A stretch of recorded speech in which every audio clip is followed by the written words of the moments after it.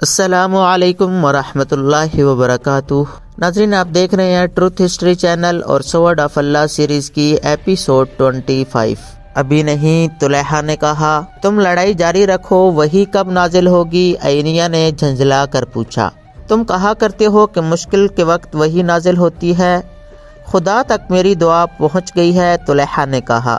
وہی کا انتظار ہے۔ عینیہ اپنے لشکر میں چلا گیا، مگر اب اس کا لشکر خالد کے گھیرے میں آ گیا تھا۔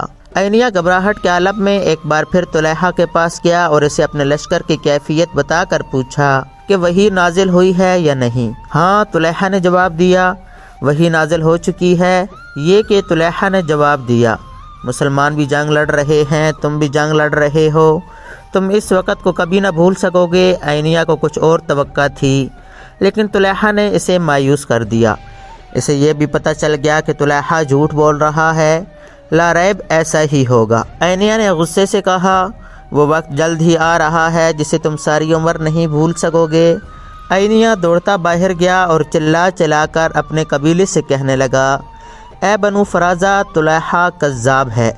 جھوٹے نبی کے پیچھے جانیں مت گنواؤ، بھاگو، اپنی جانیں بچاؤ۔ بنو فرازہ تو بھاگ اٹھے۔ طلحہ کے اپنے قبیلے کے لڑنے والے لوگ طلحہ کے خیمہ کے ارد گرد جمع ہو گئے۔ خالد تماشا دیکھنے لگے۔ طلحہ کے خیمے کے ساتھ ایک گھوڑا اور ایک اونٹ تیار کھڑے تھے۔ قبیلہ طلحہ سے پوچھ رہا تھا کہ پھر اب کیا حکم ہے؟ طلحہ کی بیوی، جس کا نام نوار تھا، اس کے ساتھ تھی۔ طلحہ گھوڑے پر سوار ہو گیا اور اس کی بیوی اونٹ پر چڑھ بیٹھی۔ لوگوں، طلحہ نے اپنے قبیلے سے کہا، میری طرح جس کے پاس بھاگنے کا انتظام ہے وہ اپنے بیوی بچوں کو لے کر بھاگ جائے۔ اس طرح اس کذاب کا فتنہ ختم ہو گیا۔ عمر کے دور خلافت میں طلحہ نے ان کے ہاتھ پر بیعت کی اور مسلمان ہو گیا۔ خالد نے اور کئی قبیلوں کو مطیع کیا اور انہیں ارتداد کی کڑی سزا دی۔ ان پر اپنی شرائط عائد کیں۔ اسلام سے جو منحرف ہو گئے تھے انہیں دوبارہ حلقہ بگوش اسلام کیا۔ طلحہ کی نبوت کو بھی خالد نے ختم کر دیا، اور عینیہ جو یہودیوں سے بڑھ کر مسلمانوں کا دشمن تھا، ایسا بھاگا کہ اس نے عراق جا کر دم لیا، مگر اس کا زہر ابھی پیچھے رہ گیا تھا۔ یہ زہر ایک عورت کی شکل میں تھا جو سلمہ کہلاتی تھی۔ اس کا پورا نام ام زمل سلمہ بنت مالک تھا۔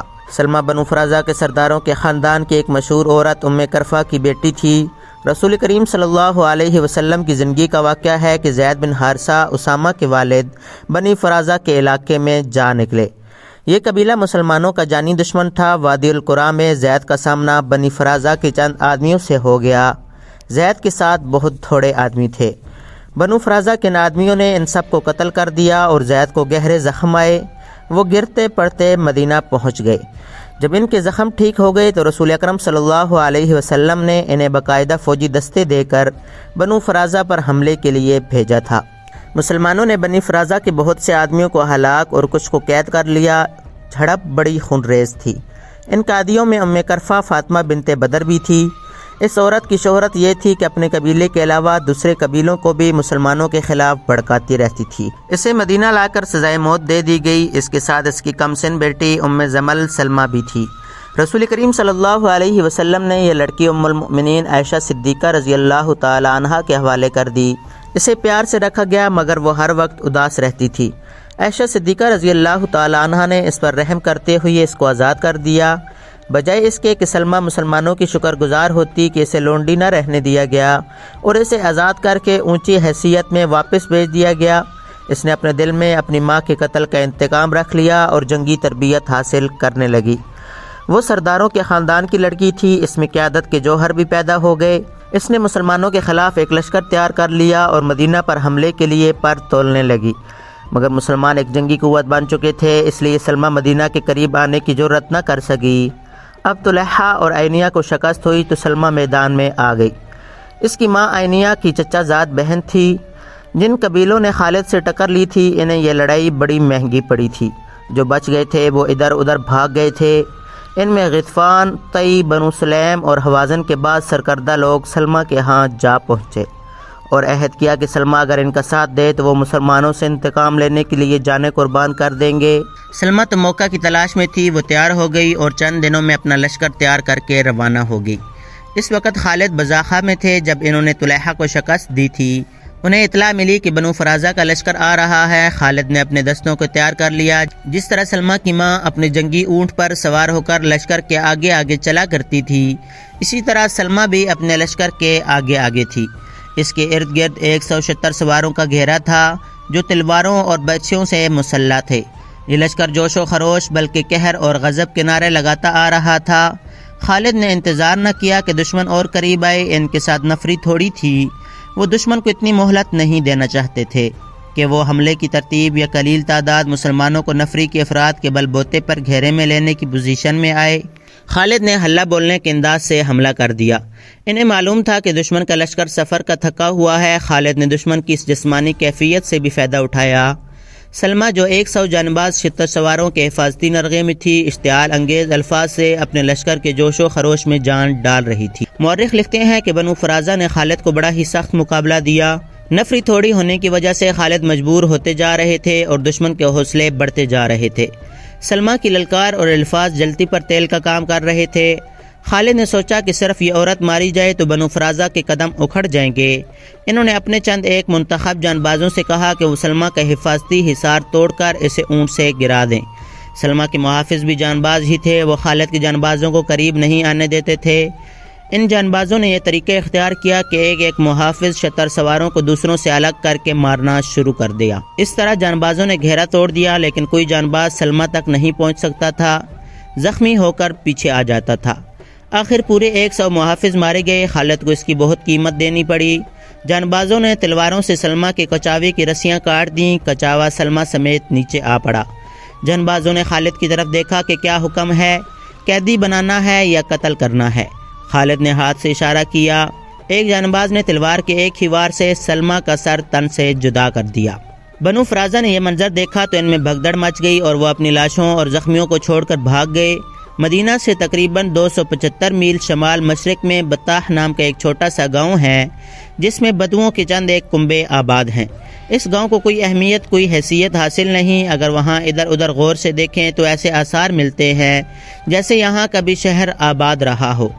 14 صدیاں گزریں، یہاں ایک شہر آباد تھا، اس کا نام بطاح تھا، جو آج تک زندہ ہے، مگر شہر سکڑ سمیٹ کر چھوٹا سا گاؤں رہ گیا ہے۔ اس شہر میں خوبصورت لوگ آباد تھے، وہ بہادر تھے، نڈر تھے اور باتیں ایسے انداز سے کرتے تھے جیسے کوئی نظم سنا رہے ہوں۔ عورتیں حسین تھیں اور مرد وجیح تھے۔ یہ ایک طاقتور قبیلہ تھا جسے بنی تمیم کہتے تھے۔ بنو یربو بھی ایک قبیلہ تھا، لیکن الگ تھلگ نہیں بلکہ بنی تمیم کا سب سے بڑا حصہ تھا۔ اس کا سردار مالک بن نویرہ تھا۔ بنی تمیم کا مذہب مشترک نہیں تھا، ان میں آتش پرست بھی تھے، قبر پرست بھی، لیکن اکثریت بت پرست تھی۔ بعض عیسائی ہو گئے تھے۔ یہ لوگ سخاوت، مہمان نوازی اور شجاعت میں مشہور تھے۔ رسول اکرم صلی اللہ علیہ وسلم نے ہر طرف قبول اسلام کے پیغام جن قبیلوں کو بھیجے تھے، ان میں بنو تمیم خاص طور پر شامل تھے۔ اسلام کے فروغ اور استحکام کے لیے بنو تمیم جیسے طاقتور اور بااثر قبیلے کو ساتھ ملانا ضروری تھا۔ یہ ایک الگ کہانی ہے کہ اس قبیلے نے اسلام کس طرح قبول کیا تھا۔ مختصر یہ کہ بنی تمیم کی غالب اکثریت نے اسلام قبول کر لیا۔ مالک بن نویرہ منفرد شخصیت اور حیثیت کا حامل تھا۔ وہ آسانی سے اپنے عقیدے بدلنے والا آدمی نہیں تھا، لیکن اس نے دیکھا کہ بنو تمیم کے بیشتر قبائل مسلمان ہو گئے ہیں، تو اس نے اپنی مقبولیت اور اپنی سرداری کو قائم رکھنے کے لیے اسلام قبول کر لیا۔ چونکہ یہی شخص زیادہ باروب اور اثر و رسوخ والا تھا، اس لیے رسول کریم صلی اللہ علیہ وسلم نے اسے بطاح کا امیر مقرر کر دیا تھا۔ زکوٰۃ و شر دیگر محصول اور واجبات وصول کر کے مدینہ بھجوانا اس کی ذمہ داری تھی۔ مشہور مورخ بلازری اور محمد حسین ہیکل لکھتے ہیں کہ مالک بن نویرہ بڑا وجیح اور خوبصورت آدمی تھا۔ اس کے قد کاٹ میں عجیب سی کشش تھی، اس کے سر کے بال لمبے اور خوبصورت تھے، شاہ سوار ایسا کہ کوئی اس کے مقابلے میں ٹھہر نہیں سکتا تھا۔ اچھا خاصا شاعر تھا، آواز میں مٹھاس اور ترنم تھا، اور اس میں سب سے بڑی خوبی یہ تھی کہ ہنس مکھ تھا، غم کے مارے ہوں کو ہنسا دیتا تھا۔ اس میں خرابی یہ تھی کہ اس میں غرور اور تکبر بہت تھا۔ اس کی ایک وجہ تو اس کی وہ حیثیت تھی جو اسے بنو تمیم میں اور خصوصاً اپنے قبیلے میں حاصل تھی۔ دوسری وجہ اس کا مردانہ حسن اور دیگر مردانہ اوصاف تھے جو ایک طلسم کی طرح دوسرے پر حاوی ہو جاتے تھے۔ اس کا تعلق متعدد عورتوں کے ساتھ تھا۔ قبیلے کی جوان لڑکیاں اس کا قرب حاصل کرنے کی خواہاں اور کوشاں رہتی تھیں، لیکن وہ وقتی تعلق رکھتا اور کسی کو بیوی نہیں بناتا تھا۔ کہتا تھا کہ اس طرح ایک عورت اس کے ہم پلہ ہو جائے گی، حالانکہ اس وقت بیویوں کو یہ مقام حاصل نہیں تھا۔ وہ قبیلے کی عورتوں کی دلوں میں بستا تھا۔ اس کے دل کو مسخر کرنے والی عورت کا نام لیلا تھا۔ مالک بن نویرہ نے لیلا سے شادی کر لی۔ لیلا کو قبیلے نے ام تمیم کا نام دیا تھا۔ رسول کریم صلی اللہ علیہ وسلم کی وصال کی خبر ملتے ہی مالک بن نویرہ نے مدینہ والوں سے نظریں پھیر لیں اور ظاہر کر دیا کہ اس نے اسلام قبول کیا تھا، ایمان نہیں۔ اس نے زکوٰۃ اور محصولات وصول کر کے اپنے گھر میں رکھے ہوئے تھے۔ چند دنوں تک اس نے یہ مال مدینہ کو بھیجنا تھا۔ اس نے قبیلے کے لوگوں کو اکٹھا کر کے انہیں زکوٰۃ اور محصولات واپس کر دیے۔ اب تم آزاد ہو، مالک نے کہا۔ میں نے مدینہ کی زنجیر توڑ ڈالی ہے، اب جو کچھ تم کماؤ گے وہ سب تمہارا ہوگا۔ لوگوں نے داد تحسین کے نعرے بلند کیے۔ مالک بہت خوش تھا کہ مدینہ سے تعلق توڑ کر وہ اپنے قبیلے کا پھر خود مختار سردار بن گیا ہے، مگر اس کی خوشی زیادہ دیر تک قائم نہ رہ سکی۔ 2-3 قبیلوں کے سرکردہ آدمیوں نے مالک سے کہا کہ اس نے مدینہ سے تعلق توڑ کر اچھا نہیں کیا۔ مالک نے انہیں مدینہ کے خلاف کرنے کی بہت کوشش کی، لیکن اس کی زبان کا جادو نہ چل سکا۔ زکوٰۃ اور محصولات کی ادائیگی کے مسئلے پر بنو تمیم 3 حصوں میں بٹ گئے۔ ایک وہ تھے جو زکوٰۃ وغیرہ کی ادائیگی کرنا چاہتے تھے، دوسرے وہ جو مدینہ والوں کے ساتھ کوئی تعلق نہیں رکھنا چاہتے تھے، اور تیسرے وہ تھے جن کے لیے یہ فیصلہ کرنا مشکل ہو گیا تھا کہ وہ کیا کریں۔ ان سب کے اختلافات اتنے بڑھ گئے کہ قبیلوں کے آپس میں خونریزیاں، لڑائیاں شروع ہو گئیں۔ اتنے میں سجا اپنا لشکر لے کر آ گئی۔ سجا کا ذکر پہلے آ چکا ہے، اس نے نبوت کا دعویٰ کیا تھا۔ الحارث کی بیٹی سجا اپنے لشکر کے ساتھ مالک بن نویرہ کے قبیلے بنو یربو کے علاقے میں جا خیمہ زن ہوئی۔ اس نے مالک بن نویرہ کو بلا کر کہا کہ وہ مدینہ پر حملہ کرنا چاہتی ہے۔ اگر تم اپنے قبیلے کو میرے لشکر میں شامل کر دو تو ہم مسلمانوں کو ہمیشہ کے لیے ختم کر سکتے ہیں۔ سجا نے کہا، تمہیں معلوم ہوگا کہ میں بنو یربو میں سے ہوں۔ خدا کی قسم، مالک بن نویرہ نے کہا، میں تمہارا دست راست بن جاؤں گا، لیکن ایک شرط ہے جو دراصل ہماری ضرورت ہے۔ تم دیکھ رہی ہو کہ بنو تمیم کے قبیلوں میں دشمنی پیدا ہو چکی ہے۔ ان سب کو مصالحت کی دعوت دے کر انہیں مدینہ پر حملہ کے لیے تیار کریں گے۔ اگر یہ مصالحت پر آمادہ نہ ہوئے تو ہم انہیں تباہ و برباد کر دیں گے۔ اگر تم نے انہیں ختم نہ کیا تو یہ سب مل کر تمہارے خلاف ہو جائیں گے۔ ان میں مدینہ کے وفادار بھی ہیں، انہوں نے سچے دل سے اسلام قبول کر لیا ہے۔ مالک بن نویرہ کی خواہش یہ تھی کہ سجا کے لشکر کو ساتھ ملا کر بنی تمیم کے مسلمانوں کو اور اپنے دیگر مخالفین کو ختم کیا جائے۔ مورخ لکھتے ہیں کہ سجا مالک بن نویرہ کے مردانہ حسن و جلال سے متاثر ہو گئی تھی۔ اس نے مالک کی بات فوراً مان لی۔ دونوں نے تمام قبیلوں کے سرداروں کو مصالحت کے پیغام بھیجے۔ پیغام میں یہ بھی شامل تھا کہ مدینہ پر حملہ کیا جائے گا۔ صرف ایک قبیلے کا سردار وکی بن مالک تھا جس نے ان سے مصالحت قبول کر لی، باقی تمام قبیلوں نے انکار کر دیا۔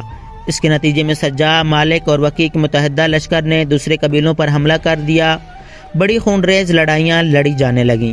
بنو تمیم جو سخاوت، مہمان نوازی اور زبان کی چاشنی کے لیے مشہور تھے، ایک دوسرے کے لیے وحشی اور درندے بن گئے۔ بستیاں اجڑ گئیں، خون بہہ گیا، لاشیں بکھر گئیں۔ لیلا کو اپنے دروازے پر عورتوں کی آہو بکا سنائی دی۔ کچھ عورتیں بیان کر رہی تھیں، کیا میں بیوہ ہو گئی ہوں؟ لیلا ننگے پاؤں باہر کو دوڑی۔ وہ کہہ رہی تھی، مالک بن نویرہ کی لاش لائے ہیں۔ اس نے دروازہ کھولا تو باہر 10-12 عورتیں کھڑی بیان کر رہی تھیں۔ لیلا کو دیکھ کر ان کی آوازاری اور زیادہ بلند ہو گئی۔ 3 عورتوں نے اپنے بازیوں پر ننھے بچوں کی لاشیں اٹھا رکھی تھیں۔ لاشوں پر جو کپڑے تھے وہ خون سے لال تھے۔ لیلا، کیا تو عورت ہے؟ ایک عورت اپنے بچے کی خون آلود لاش لیلا کے آگے کرتے ہوئے چلائی، تو عورت ہوتی تو اپنے خاوند کا ہاتھ روکتی کہ بچوں کا خون نہ کر۔ یہ دیکھ ایک اور عورت نے اپنے بچے کی لاش لیلا کے آگے کرتے ہوئے کہا۔ یہ بھی دیکھ ایک اور بچے کی لاش لیلا کے آگے آ گئی۔ یہ دیکھ کر میرے بچے، ایک عورت نے اپنے 2 بچے لیلا کے سامنے کھڑے کر کے کہا۔ یہ یتیم ہو گئے ہیں۔ لیلا کو چکر آنے لگا۔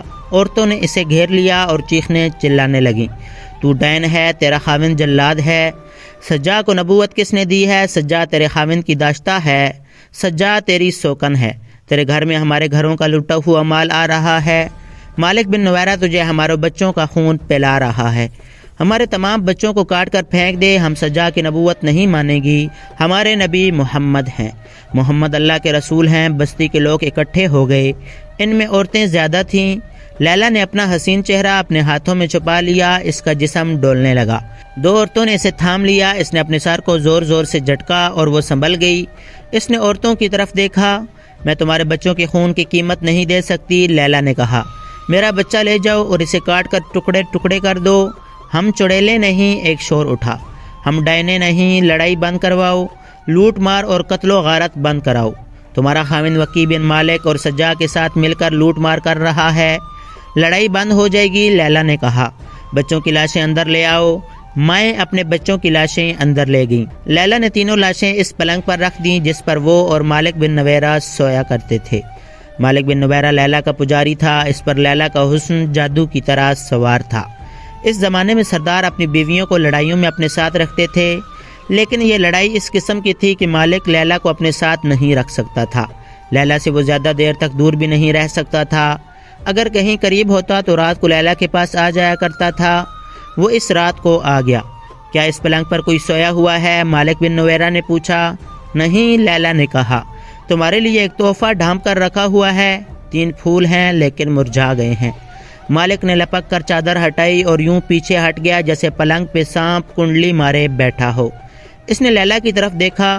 خون پینے والے درندے کے لیے اس سے اچھا تحفہ اور کوئی نہیں ہو سکتا۔ لیلا نے کہا اور اسے سنایا کہ ان کی مائیں کس طرح آئی تھیں اور کیا کچھ کہہ گئی ہیں۔